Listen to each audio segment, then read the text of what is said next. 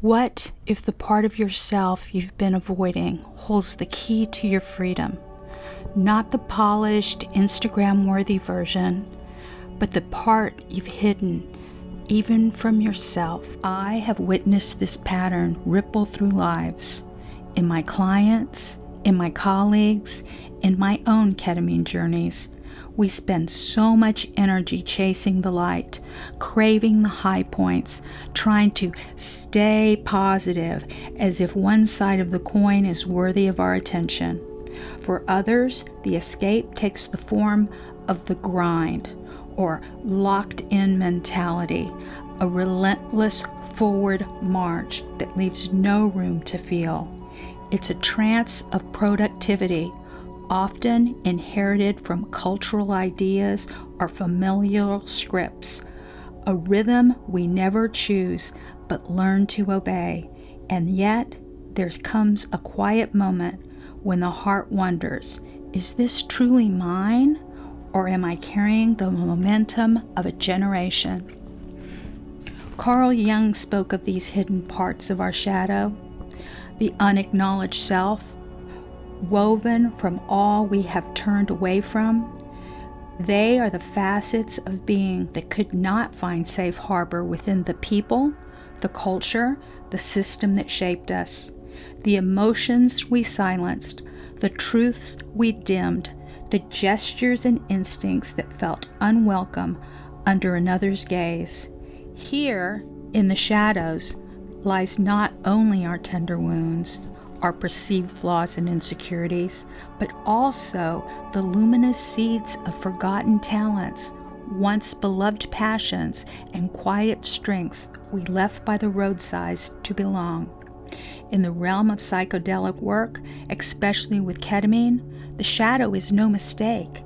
It's a holy summon, a door back to the undivided self.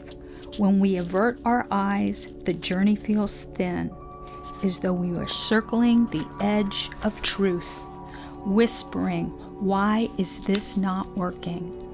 But when we turn to face it, the air changes, this discomfort softens into revelation, and the exiles return, clothed in acceptance, to take its place at the table of our complete and total wholeness.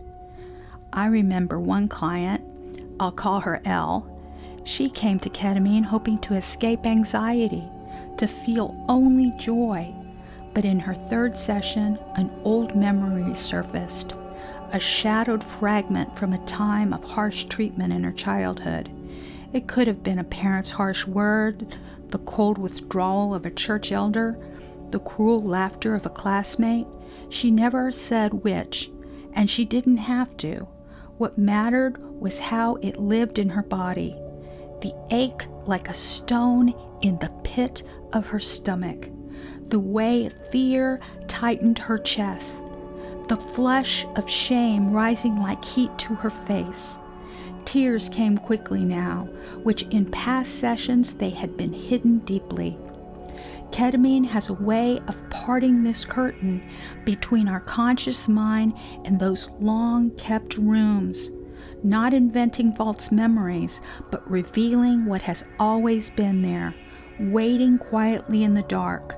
These are the truths we live to live alongside without looking directly into the medicine gives us the courage to turn away from them.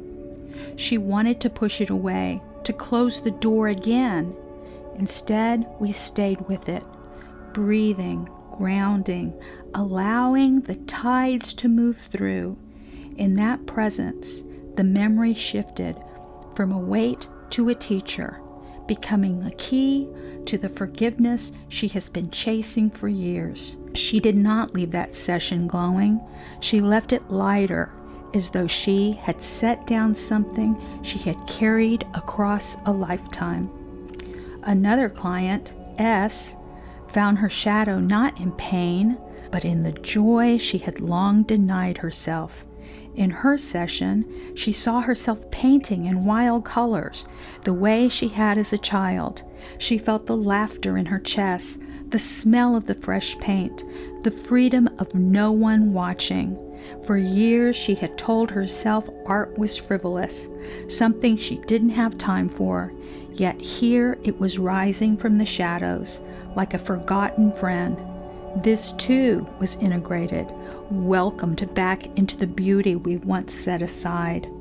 Shadow integration isn't about becoming someone new. It's about reclaiming what's already yours. In ketamine work, the medicine can dissolve the ego's defenses just enough to show you what you've been avoiding. The grief, the anger, the shame, the longing. In traditional talk therapy, we can sometimes circle these places for years, seeing the patterns, yet unable to enter them fully. The shadow can hide within the coping we've built. The way we manage, avoid, and armor ourselves, so deeply woven into our daily lives that we mistake them for our identity. For some, those coping structures take forms of substances like drugs, alcohol, isolation for others, burying ourselves in overwork, or numbing and distractions that keep the deeper truth at bay. Over time, the mind grows skilled at rationalizing the body's growing numb. The soul forgets the path home. We grow so afraid of meeting the past pain again, we contort ourselves into strange shapes just to keep it at bay, living in a constant state of guarding, never realizing how far we have drifted from our authentic selves. Avoiding these moments is like leaving a room half painted, an unfinished portrait of who we are. Sitting with them, though, it may ache, but it completes the picture. Jung taught that the shadow holds both what we reject and what we secretly long for. Creativity, power, voice, authenticity. Within it, at the forgotten talents, the once vivid joy, and the buried truth alongside our sorrow. All are valid.